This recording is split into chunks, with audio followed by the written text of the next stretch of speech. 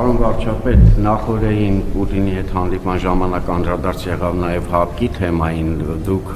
նշեցիք Հայաստանի ակնկալիքը 22 թվականին կոնկրետ իրավիճակում ՀԱՊԿ-ը չկատարելով իր պարտավորությունները չմիջամտեց։ Ռուսաստանի Դաշնության նախագահն էլ իր հերթին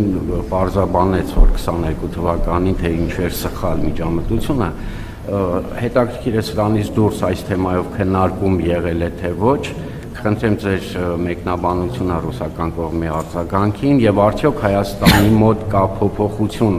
այս պահի մոտեցման մեջ ՀԱՊԿ-ին անդամակցելու կամ ՀԱՊԿ-ից դուրս գալու առումով։ Գիտեք, իհարկե մենք իմիջիայլոց ասեմ, այս թեման առաջի անգամ չի, որ մենք քննարկում ենք, նախկինում էլ ենք քննարկել, բայց ընդհանուր առմամբ իմ դիրքորոշումն է, որ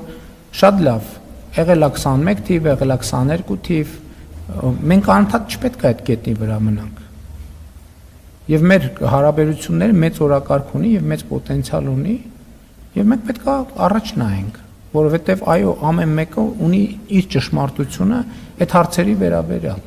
Եվ մենք անընդհատ այդ նույն կետի վրա սկսենք քննարկել, ծանրութեթևանել եւ այլն։ Իհարկե դրա անհրաժեշտությունը կար, բայց ես կարծում եմ, որ բավարար չափով արդեն ծանրութեթև ենք արել եւ եկել ենք որոշակի եզրակացությունների հարգանքի մթնոլորտում կիսել ենք այդ եզրակացությունները իրար հետ։ Հիմա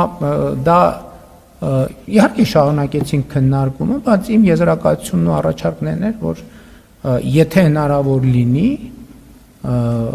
լավ կլինի, որ մենք բավարար չափով քննարկված համարենք թեման եւ անցնենք մեր օրակարգի մյուս թեմաների քննարկմանը եւ այդպես, այսինքն անդադ հետ նայելու այդ ռեժիմում չլինենք։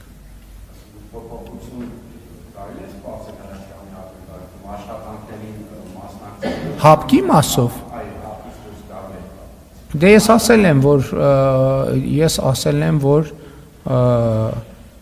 պոզիտիվ առումով, այսինքն վերադարձի առումով փոփոխությունը ակնկալելը իրատեսական չէ։